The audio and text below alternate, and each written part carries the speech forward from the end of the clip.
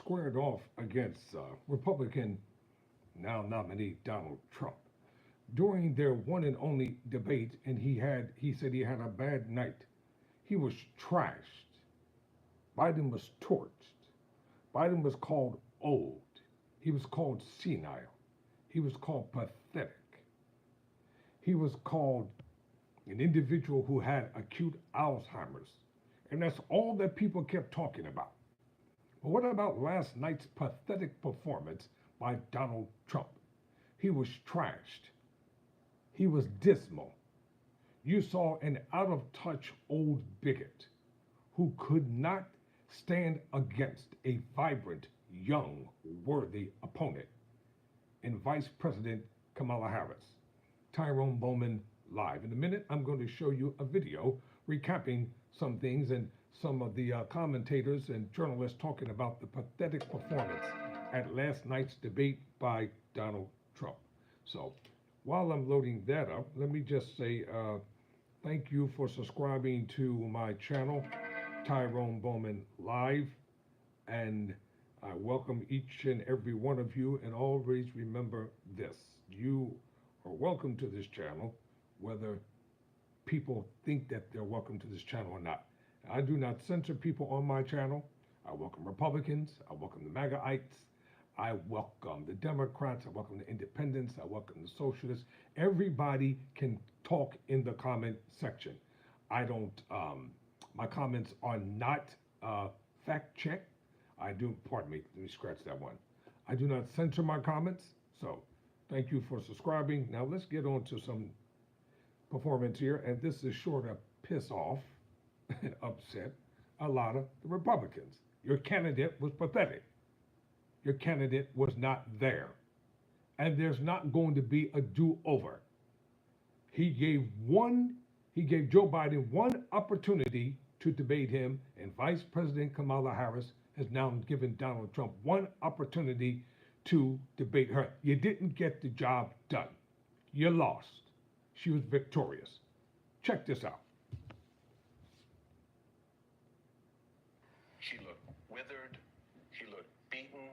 Michael Steele is a former Republican National Committee chairman. But most importantly, he looked pissed.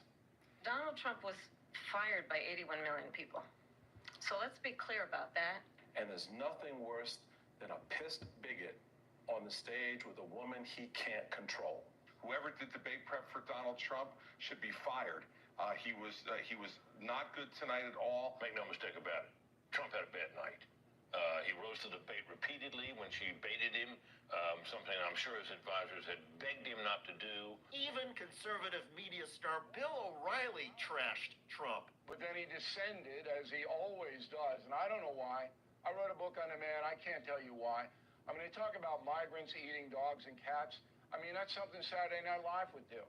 In Springfield, they're eating the dogs. The people that came in, they're eating the cats. They're eating the pets. I clarify here, you bring up Springfield, Ohio, and ABC News did reach out to the city manager there. He told us there had been no credible reports of specific claims of pets being harmed, injured, or abused by individuals within the immigrant community. I've seen people on television. Let me just say here, this is the people on television say my dog was taken and used for food. And Donald Trump spent more time talking about people eating pets, people at his rallies, and whether he had more or less than he did about the economy. And we heard so many of the old grievances that we'd long thought that Trump had learned were not winners politically. And there they all were, talking about how he didn't lose the election and all that. I mean, and to go back and try to relitigate for the 8,000th time in election 2020? I mean, Ms. Harris is right when she says, hey, we need somebody to look ahead. We got to get out of this. We cannot afford to have a president of the United States who attempts, as he did in the past, to upend the will of the voters in a free and fair election. By most accounts, including post-debate polling, Kamala Harris won the debate in decisive fashion. Even Trump supporters at the event site, including Republican Senator Lindsey Graham, told members of the media that Trump had failed. Former Republican operative Tim Miller of the Bulwark appeared on MSNBC after speaking to Graham in Spin Alley. he looked at me and he was just like, You are right about one thing. That was a disaster. He was unprepared, and we should fire the debate team. A few conservatives said the debate moderators should be fired. Former Fox News star Megyn Kelly looked like she was going to stroke out on her podcast as she blasted the debate fact-checking. I'm disgusted. I'm ashamed. Another of those racist, moderators another at bigot. ABC News. This should be the last time the Republicans ever do this. Because those two moderators tried to sink Donald Trump tonight. To put Megyn Kelly's grievances in perspective, here is Mediaite editor Colby Hall. The people, the players that complain about the refs are the losers, right? The winners of a game never complain about the refs. So I think the complaining about the moderators reveals how the candidates' surrogates felt about the debate itself. To be fair, the moderators did miss some opportunities to press Kamala Harris on policy changes. Also, fact-checkers note that Harris made some claims that were misleading and out of context. But that's very different from the countless whoppers delivered by Donald Trump. For example, when Donald Trump said that babies are being killed after they are born, that's not abortion, that's murder, and it's illegal, as the moderators pointed out. Also, the story that cats are being eaten by Haitian immigrants in Ohio has no evidence to support it. In other words, on several occasions, Donald Trump made statements that were absurd, provably false things. And that puts conservatives, the Trump campaign, and his surrogates in a bind. In any case, the Trump campaign and their supporters are clearly frustrated and angry. The latest polls are not going their way, and the debate only added to their misery. Even the conservative-leaning Drudge Report called it Trump's 9/11 worst performance of career. And it's not just that Trump was terrible. Vice President Kamala Harris was strong. She never lost her cool. She came across as thoughtful and in control. And she bludgeoned Trump effectively and mercilessly, especially over his election denialism. There was one other Harris attack on Trump that stood out, at least to me. It came early in the debate when Trump used the word fraud while thundering against Biden administration statistics.